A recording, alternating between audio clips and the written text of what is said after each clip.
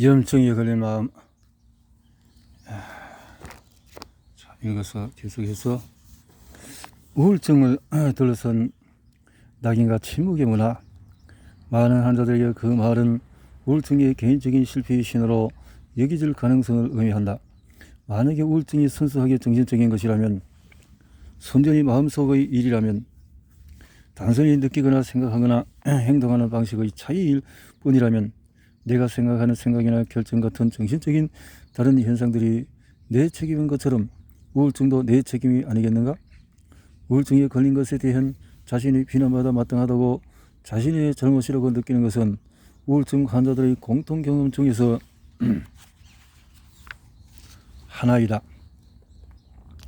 임상 심리학자들은 이를 인지 편향이라고 본다. 자기 자신에 대해서 긍정적인 생각보다는 부정적인 생각을 더 많이 하는 경향으로 우울증의 특징 중에 하나이며 인지행동치료로 치료할 수 있다. 그러나 아주 심각한 경우에는 자기 비판이나 집착적인 자기 비난적인 사고가 자기 처벌이나 자기 행동을 부를 수가 있고, 개인적인 실패라는 식의 생각이 허무주의적인 망상으로 변질 때야 자신이 이미 죽은 거나 다름없는 잘못된 믿음을 갖게 되기도 한다. 말할 필요도 없이 자기 비관적으로 변형된 이 모든 마음 상태는 궁극적인 자기 파괴 행위인 자살의 위험 요인이다. 그러므로 정도의 차이는 있지만 자신의 자아감에 대한 심리적인 공격과 자살 같은 자기 신체에 대한 공격은 수많은 우울증 환자의 경험에서 중심적으로 더 심각한 부분을 차지한다.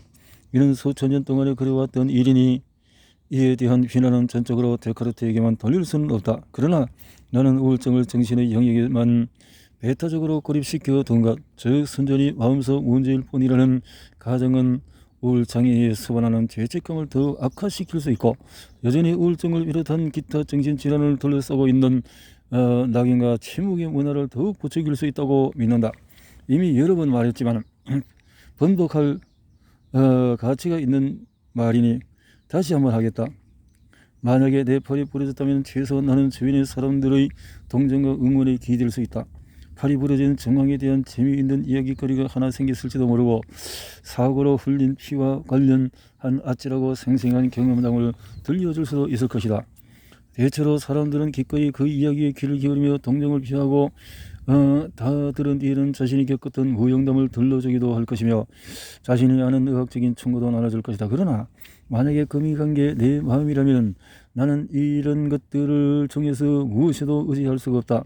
내가 우울증에 걸렸다면 그래서 기쁨도 희망도 없이 잠도 못 자고 한순간도 펼쳐지지 않은 자신의 무가치함에 대한 자각에 시달리고 있다면 나는 혼자 있을 확률이 아주 높을 것이다. 사람들과 함께 의식을 하며 내 절망에 관한 다듬어지지 않은 거친 독백을 늘어놓지도 않을 테고, 사람들은 내가 정신과 진료실에서 겪은 웃긴 이야기를 재미있게 듣지도 않을 것이며.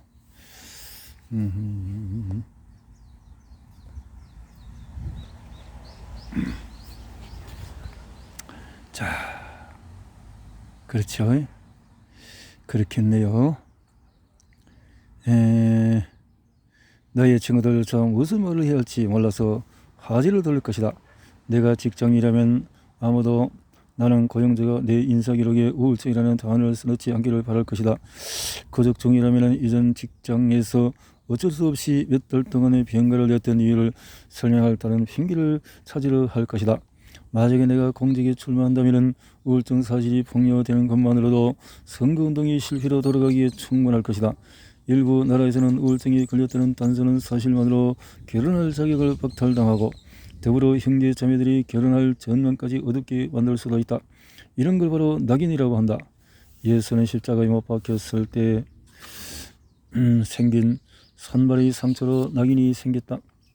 가장 모멸적이고 권력적인 처벌을 받아서 마땅한 범죄자라는 신체적인 표식이 생긴 것이다. 우울증 및 기타 정신건강장애에 대한 현대인의 낙인은 그만큼 노골적으로 잔인하지는 않다. 우리는 스스로 그때보다도 훨씬 문명화되었다고 여기고 싶어하고 실질적인 진보가 이루어진 것도 사실이다. 과거의 정신질환에서에게 가했던 야만적인 일들의 상당수를 이제는 더 이상 하지 않는다. 그러나 여전히 우리는 그 병에 관해서 되도록 이야기하지 않으려 한다. 사실 아직도 우리는 뭐라고 말해야 할지 모른다. 왜냐하면 그게 정말 순전히 그 사람 마음속의 일이라면 그 거르는 영혼 개인의 탓일 테니 말이다. 21세기는 신체적 상해나 야만적인 저주처럼 환자들에게 가하는 행위가 아니라 행동하지 않고 말하는 것으로 우울증의 낙인을 찍는다.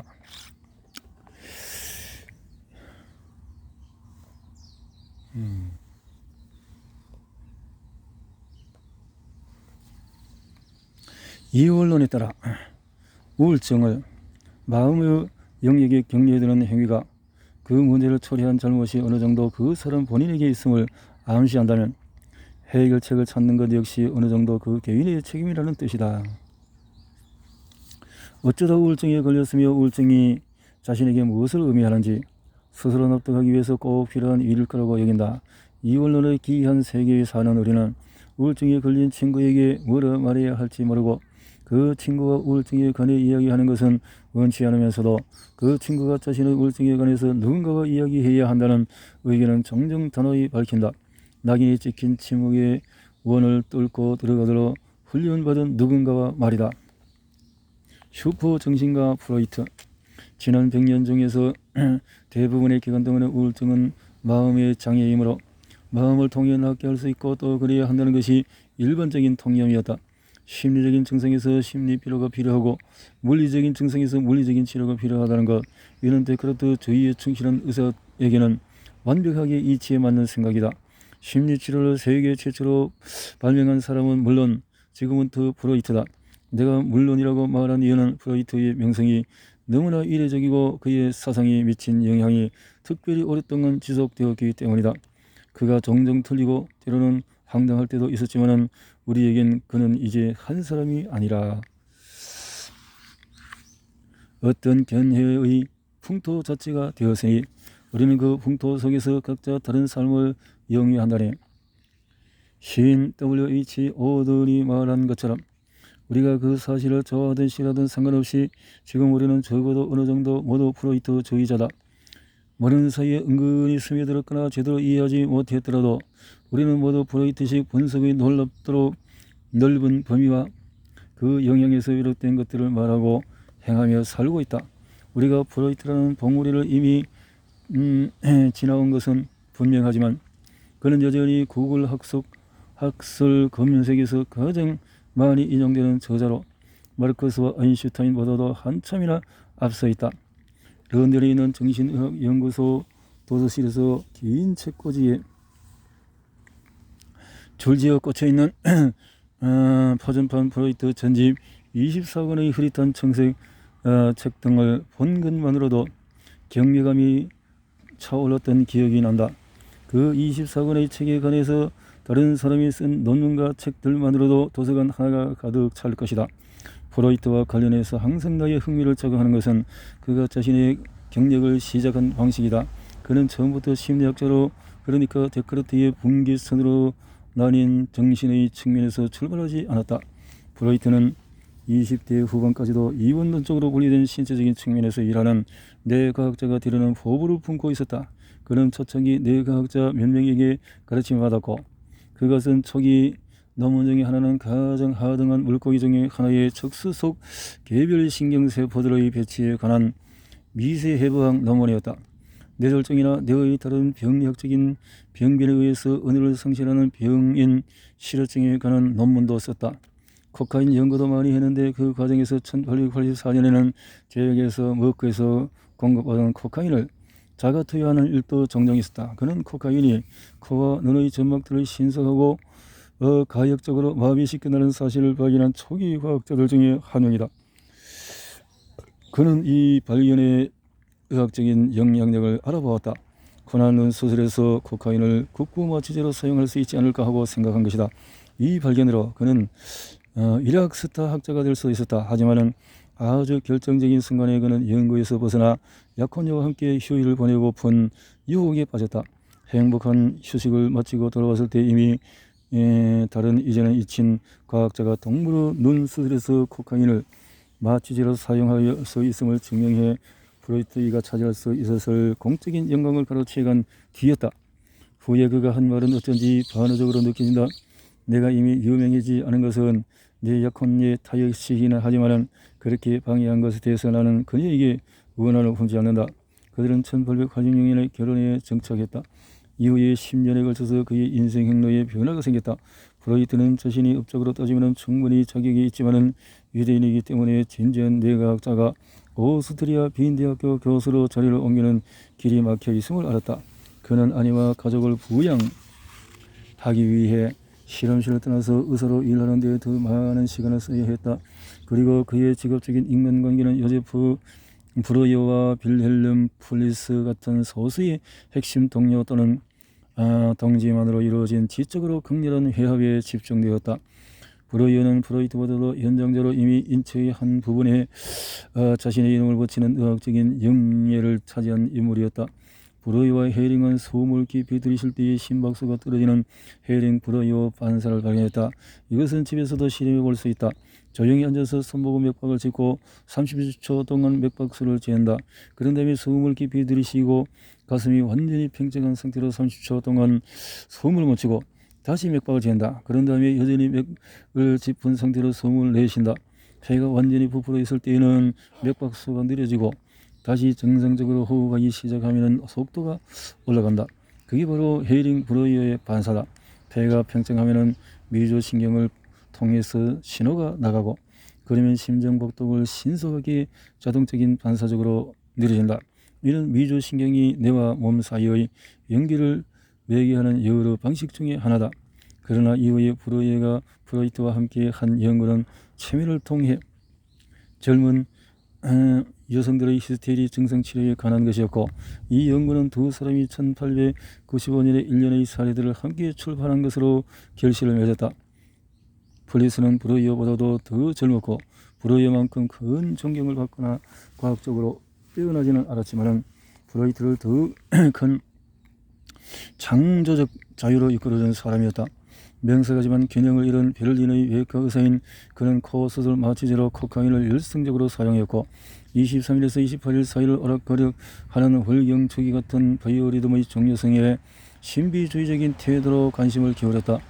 플리스와 브로이트는 1887년 처음 만나 약 15년간 엄청난 양의 편지를 주고받았고 여성 성기에서 기원하는 신경적적 증상, 즉 히스테리 증상은 코에 코카인을 발라서 심지어 코에 어떤 수술을 함으로써 치료할 수 있다고 하는 코 성기 이론을 함께 만들었다.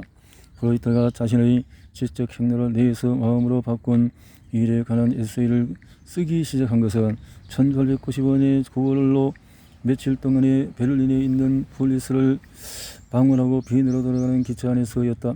어쩌면 그가 탄 객차가 어디선가 덜컹거린 바로 그 시점부터였을지도 모른다. 그는 몇 주 만에 재빨리 4만 단어를 쓰고 그것을 황급히 플리스에게 보냈다. 후에 프로이트가 플리스에게서 받은 편지를 모조리 없애버렸기 때문에 플리스가 그때 어떤 반응을 보였는지 우리는 모른다. 다만 우리가 아는 것은 프로이트가 자서전에서 플리스의 이름을 단 한 군데도 언급한 것이 없을 정도로 우정이 식어버렸고 유일하게 남아있던 원고 사본마저 없애버리려 했다는 사실이다. 그 원고는 나치 독일에서 누군가 몰래 빼돌려 마침내 1950년에 과학적인 심리학을 위한 프로젝트라는 제목으로 출간되었다. 그 글을 정신 분석을 위한 선언문의 초고 같은 것이었다. 정신의학 연구소 도서실에 있는 그 푸르스름한 책들은 모두 바로 이 미완성의 원고에서 시작이 되었다. 프로이트는 물리학의 운동법칙을 따르기는 하지만은 측정할 수는 없고 종잡을 수 없는 정신적인 에너지를 구상했고 이 에너지가 신경세포의 연쇄들과 회로들을 따라서 흐르며 그 이동 방향의 의식의 내용을 결정한다고 생각했다. 그리고 방대한 저작을 통틀어 몇 개의 안 쓴 도해 중 하나로 이 아이디어를 표현했다. 환자들은 말을 하고 프로이트는 그의 말을 들었다. 이렇게 뭐지? 애고에 대한 프로이트의 초안, 알쏭한 그림 문자. 프로이트는 그 침묵도 들었다. 환자가 무엇을 말하고 무엇을 말하는지 귀를 기울인 동안에 그는 자기 자신에게 귀를 기울였다. 그것은 순전히 환자와 프로이트 두 사람의 마음속에서 일어나는 일이었으며 전이와 역전의 변증급적인 과정이었다.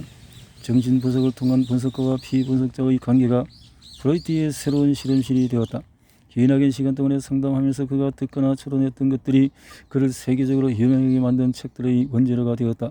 원래 뇌와 연결된 것으로 구성했던 리비도의 형식을 띈 정신 에너지는 이제 그 결합에서 풀려나 그의 여러 이론 속으로 자유롭게 퍼져나갔다. 그리하여 리비도는 아이의 탄생과 부모와의 첫 관계까지 거슬러 올라가는 인생 이야기를 갖게 되었다. 리비도의 발달은 아이가 부모와 맺는 관계의 질에 따라 혹은 아이가 실제로 겪었거나 상상한 성적 학대에 따라서 방해받거나 교란될 수 있다. 리비도는 의식에 활기를 줄 수도 있지만 또한 무의식에 깃들어 여러 증상을 은밀히 만들기도 한다.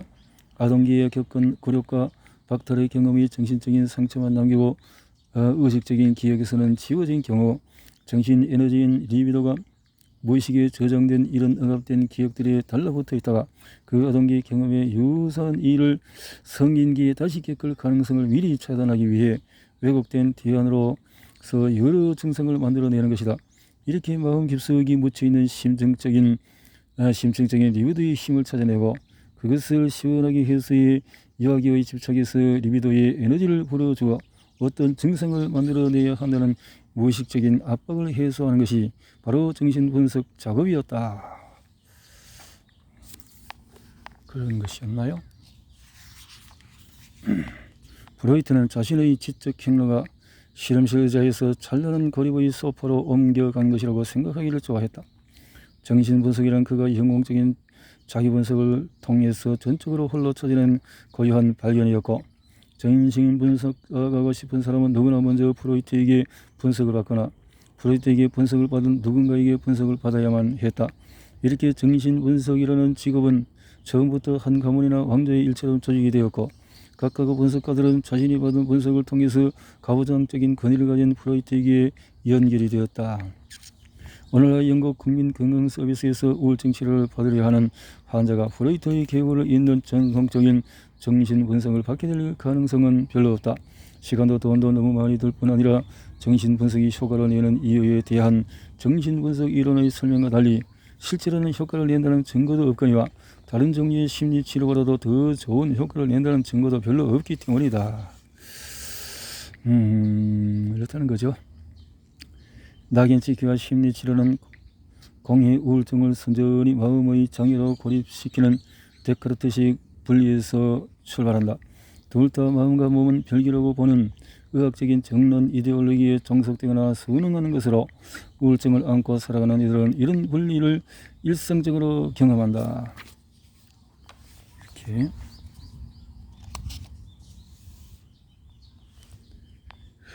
순수하게 데카르트식 이성의 빛만이 비추는 이상적인 세계였다면 프로작은 결코 탄생할 수 없었을 것이다. 이성적인 세계였다면 프로작이라는 것이 이 치료 약이죠. 춤을 추는 요양소 환자들. 약물은 물리적인 세계를 구성하는 아주 작은 조각인 원자로 이루어진 분자의 모험으로 몸의 생화학적인 작용 체계를 표적으로 삼아 그것의 변화를 일으켜서 효과를 낸다. 우울증 또는 그 밖의 달갑지 않은 정신 상태에 대해서 약물이 이런 효과를 낼 수 있다는 것은 강경한 데카르트주의자에게 생각도 할 수 없는 일이다. 만약에 당신이 철저한 분리를 주장하는 이원론자라서 사람의 생각은 물리적인 세계의 그 무엇과도 어떤 관련이 없다고 여기고 데카르트처럼 영혼은 몸이 죽은 후에도 살아남는다고 믿는 사람이라면 당신에게 향정신력은 논리적으로 존재할 수 없는 것이다. 특정 증상이 데카르트가 말한 동물 전기가 격동한 결과라면 그 증상을 치료하기 위해서 뇌나 몸의 메커니즘을 표적으로 삼는 약물을 사용하는 것이 어떻게 이치에 맞겠는가? 이는 악기 소리는 들어보지 않고 그저 악기만 바라본 채 조율하려 하는 것과 같은 일이다. 하지만 사실은 모두가 알다시피 많은 향정신약이 존재하며 호모사피엔스는 항상 다양한 용도로 그 약들을 널리 사용해왔다. 알코올과 아편제제, 실로시빈, 카나비노이드, 아트로핀 등은 정신의 변화를 일으키는 약물들로 히포크라테스보다 수십 년 만에 살았던 초기 인류가 식물에서 퇴치해서 선사시대의 종교제의나 치료제의에서 사용했던 것들이다. 그 후에 히포크라테스가 기록한 자료에는 기질을 결정하는 체육관의 균형을 바로잡는 데 약초들을 사용하는 풍부하고 창의적인 방법들이 설명되어 있고, 이 방법들은 고대와 중세에 걸쳐 계속 쓰였다. 17세기 런던 같은 도시에서 원예와 약초, 치료약 제조를 전문으로 하는 약재상 조합은 상업적으로 번창했고 직업적으로 큰 야망이 없었다. 한스 슬론 경은 런던에서 부동산 투자와 자메이카 사탕 수도 이렇게 재산을 모은 뒤에 이렇게 했다는 거죠. 슬론의 사업 모델은 최종 고객인 환자들에게서 빗발치는 비아냥거림과 의심을 받으면서도 계속 성공을 이어갔다. 폴리에르는 치료에 도움이 되지 않는다는 걸 알면서도 때로는 아주 필사적으로 많은 의사에게 의견을 물었을 것이다. 극작가로서 경력이 정점에 올랐을 때 그는 소모증으로 죽어가는 중이었기 때문이다. 당시의 결핵을 그렇게 불렀다. 결핵.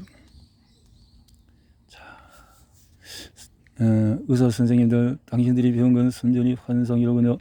당신들의 치료는 허접스럽기 쓰레기. 당신들의 지시는 혼란 그 자체. 당신들의 대단하신 라틴어 단어들에는 치료의 능력이 없어요. 난 이 지독하게 아픈 슬픔을 견딜 수밖에 없죠. 내 슬픔에서 알게 된 것은 하나 분명해요. 의사 선생님들, 당신들이 배운 건 한마디로 헛소리라는 것이요. 이렇게 상성병 환자 첫머리에서 한 시골 처녀가 이렇게 노래를 했다는 건데, 과학이 그 병을 기력이라고 진단하기 전에 그 병을 치료할 항생제가 존재하지 않았던 시절 수많은 사람이 멀리 이렇처럼 소모 쪽으로 죽어갔다. 하지만은 역사적 무대 위에서 그 병으로 죽은 사람은 멀리 이르가 유일할 것이다. 그의 마지막 연극이 된 상성병 환자의 파리 초연에서 멀리 이르는 본인이 직접 주인공이 건강염려증 환자 역할을 맡았다. 주인공인 초연 나흘째 공연이 있던 밤 멀리 이르는 기침을 하며 진짜 피를 토했고, 그의 녹색 세턴 의상의 번지는 붉은 얼룩은 가장 싼 좌석에서도 똑똑히 보일 정도였다. 그는 관객이 보는 앞에서 쓰러져서 몇 시간 후 사망했다. 이는 단 하룻밤만 볼 수 있었지만은 몰리에르가 평생 히포크라테스식 의학을 비판하며 싸워온 과정에서 가장 결정적인 장면으로 기록이 되었다. 이런 일이 있었군요.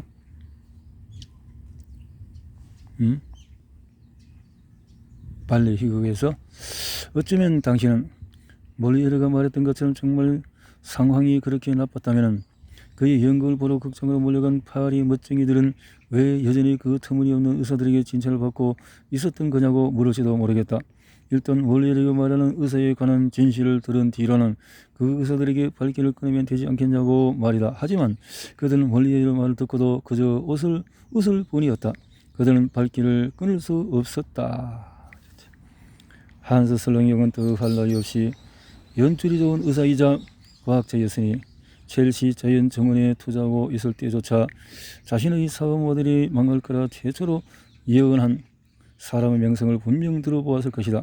그 예언자의 본명은 필리푸스 아우렐리우스 데오프라투스 bomba스투스 폰 호헨하임이지만 30세 무렵인 1520년부터 스스로 파라켈소스라는 이름을 지었었다. 부친은 스위스 의사였고 파라켈소스는 어려서부터 도제로 의학과 연금술을 익혔다. 재능과 자신감이 넘치던 그는 전통적인 의사를 직업으로 삼을 태세를 완벽히 갖추고 있었다. 그러나 그는 히포크라테스의 가르침에 기초한 교육을 받거나 의사 면허를 얻는 일은 하지 않았다. 히포크라테스의 오래된 저서들을 공공연히 불태웠고 속임수 약물을 판매한다며 약지 상대를 비난하고 의학자들을 멸시했다. 그는 방문하는 도시마다 의료 당국을 의도적으로 화나게 했고, 그래서 평생 바젤에서 치리로, 치리에서 하이델베르크로, 이 도시에서 저 도시로 쫓겨다녔다. 그는 마르틴 루터가 교회 계획가인 것처럼 자신의 의학의 겹친 계획가라고 생각했다. 히포크라테스의 사체 엑셀 대신에 그는 소박하게 파라켈소스의 상원 소설 황소원 소금을 제안했고, 이를 자신의 화학적인 치료법의 기본 성분으로 삼았다. 와. 수은이 들어갔다. 소금과 황은 있었고, 그 당시에 수은이 왜 들어갔나?